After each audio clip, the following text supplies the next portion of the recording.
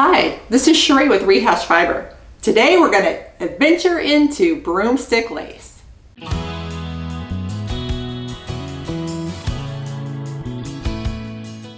A while ago, I was scrolling through Instagram, the fiber world, and I came across Broomstick Lace for the first time, and I was intrigued. And that is exactly why I scroll through Instagram, so that I can be exposed to new and interesting things in fiber.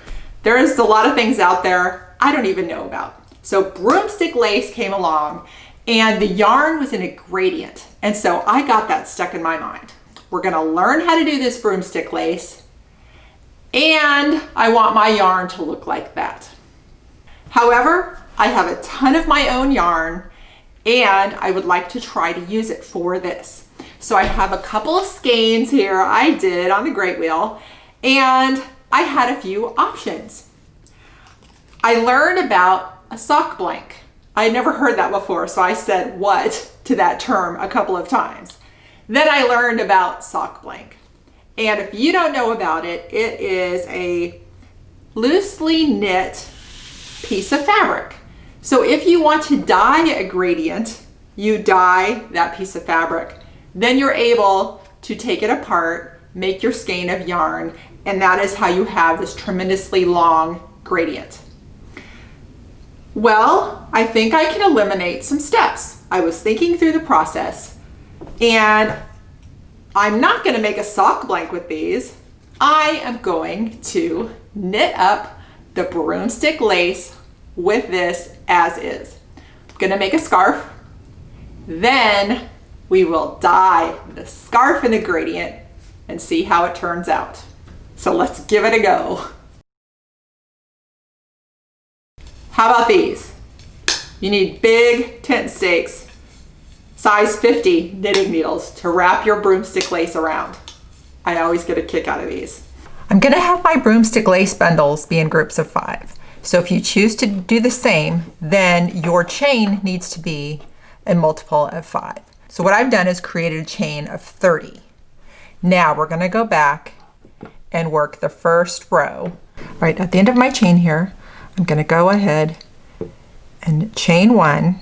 Now I'm gonna go right back in to the next stitch over.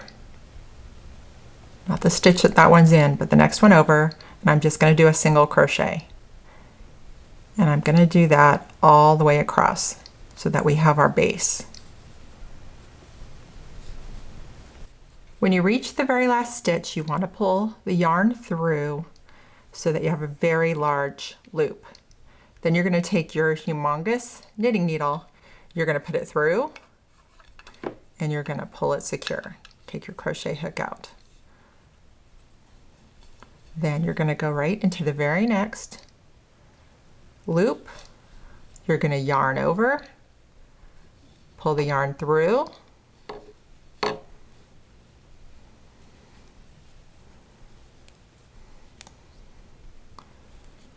put it over the knitting needle, and pull it secure. Going to do another one through the next chain, yarn over, pull through, place it over the knitting needle, pull secure. All right, we're just going to keep going all the way across. When I reached the end, I separated 5 from the others, stuck the crochet hook through, and I'm going to bring it up to the top. Now I'm going to take the yarn and I'm going to yarn over and pull it underneath all 5, and then I'm going to chain 1. Now I can push those off the end of the knitting needle. Once it's off, I'm going to make 5 single crochets through these loops.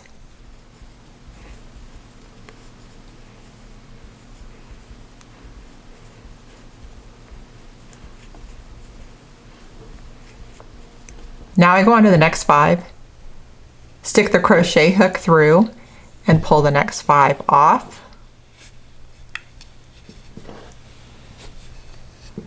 And then we're going to single crochet through these 5.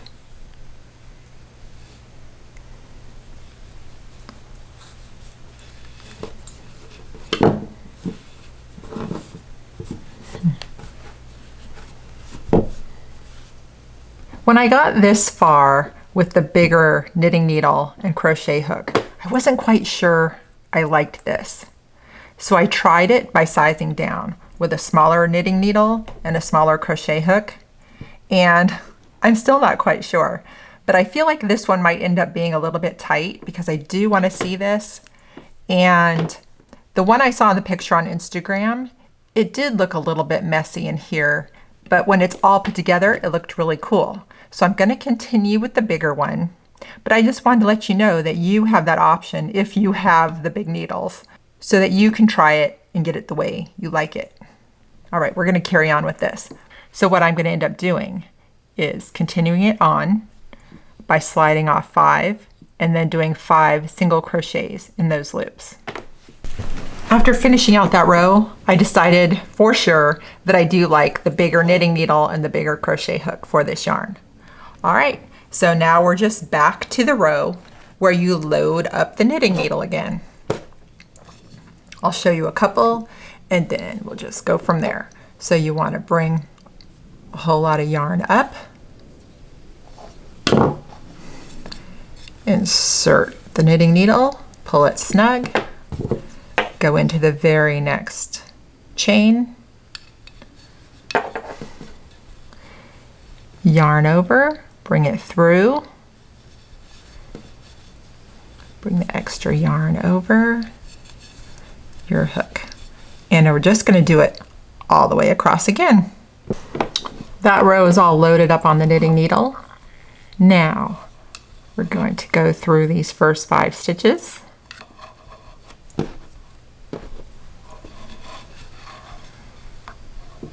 Yarn through, chain 1, and slide it off. Now we're going to do 5 single crochets in this loop.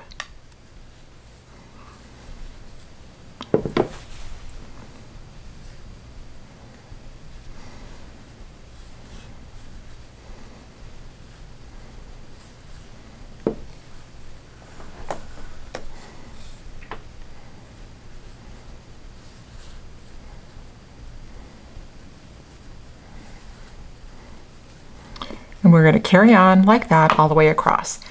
So you do those 2 rows throughout your whole scarf, and then when you're done, you just bind off. The broomstick lace crochet is finished. It was just really fun doing something different, and the technique was pretty cool. So what I did, because this was wool, I tried it on as I went to see what length I would want it to be. Because of it being wool, and I do want it to show off the pattern, I didn't need it to wrap around my neck too many times. So I figured just a once over, and then I flip it through. This is just kind of casual. Flip it through, and something like that. So as I mentioned, I do want to dye this, and so that's going to be part 2. Stay tuned for the next show on gradient dyeing this scarf. All right, happy crocheting. Thanks for watching. If you're enjoying this programming, I invite you to become a supporting member. You can go to Patreon, rehashfiber, or click on the link in the description. There you can give as little as $3 a month, and it helps with the general support of keeping the show going. As a Patreon member, you'll get access to behind-the-scenes videos and other special things that come along. And as a little thank you gift, you'll get the Rehash Fiber pin.